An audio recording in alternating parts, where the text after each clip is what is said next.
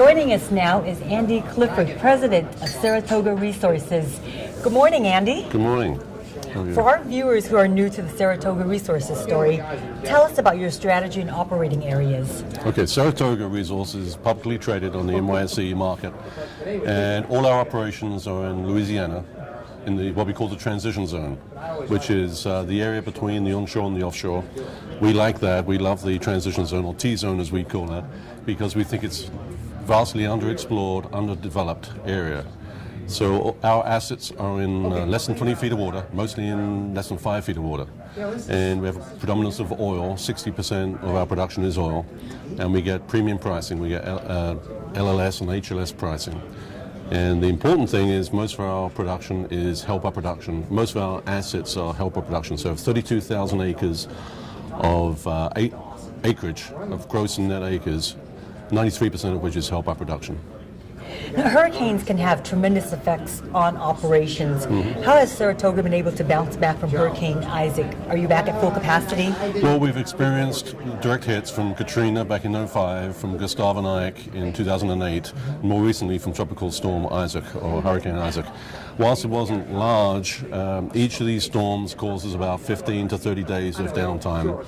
But as we found in the most recent one with Isaac, we had deferred revenues of about $10 million. And since we operate out of cash flow, we had to defer some development work until we could get our cash, regenerated and restocked again. But our assets are very robust. We've experienced that. We've shown that our insurance premiums have been down or steady over the last several years, when most of other people's premiums have been going up. So very robust assets, and but we get a little bit of a hangover effect, what we call a hangover effect, because of the deferred revenues, and it takes a while getting things back up again 100%. But pretty much now we're up 100% now. Okay.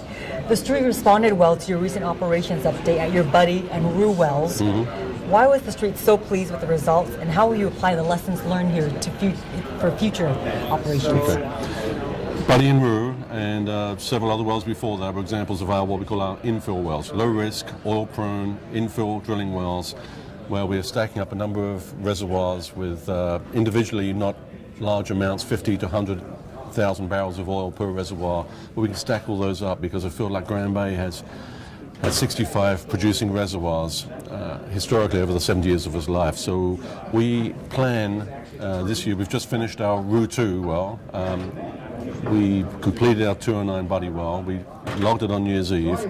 We just put it online. We announced initial flow rates on that. And we're just bringing on our Rue 2 well, QQ25 well. So we plan in 2013 to do a series of these infill wells, cookie cutter wells if you like, down to 10,000 feet, where oil-prone, low-risk development wells.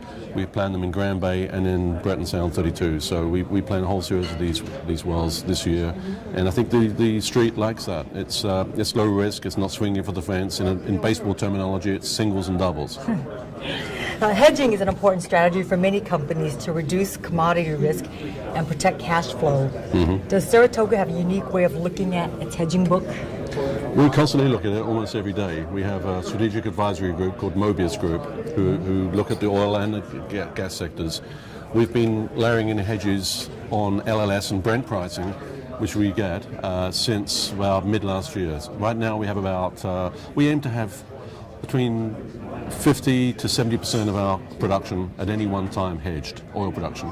We're not hedging gas right now, but we've got hedges at about $108, $109 a barrel on Brent, hedged through the first quarter of 2014, and we feel comfortable with that, even though prices are rising to 115, 116 on LLS occasionally, but it hurts to sometimes write that check every month, but we feel more comfortable having that security. Almost a year from now, when you look back at 2013, what are one or two key benchmarks will you use to decide if it was a successful year at Saratoga? Okay.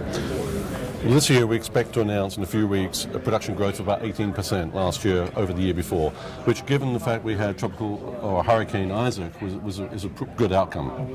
We expect to continue production growth through our development program, and we do expect to be able to announce some more impactful wells. So instead of just the Rue and Buddy infill wells, We expect to do some develop cats with some exploratory tails on those wells, do some horizontal wells, much more impactful, and try and move the needle. So I think that's what we hope to be judged by, is our success in doing that, increasing reserves and increasing production. One big fact that companies like ourselves being faced with is the lower price deck in the SEC reserves in gas compared to a year ago. It's almost $2 less than it was, $1.52 bucks, which has a big impact on your approved reserves. We also have the 5-year PUD rule, so you have what we call the fiscal cliff in terms of the gas PUDs or PUDs on the books. Can't stick around more than 5 years. None of us want to drill our gas PUDs. We want to try and drill our oil PUDs in this market. You can only keep them on your books for so long. You can get them back again after another year. So we're trying to manage that. We're doing new field studies. We're trying to improve our inventory of opportunities, replace some of the lower quality PUDs with better quality ones, and do more impactful wells. Well, Andy, it's been a pleasure having you here with us, and we thank you for your time and your insight. Thank you, man. Thank you. Andy Clifford, President of Saratoga Resources.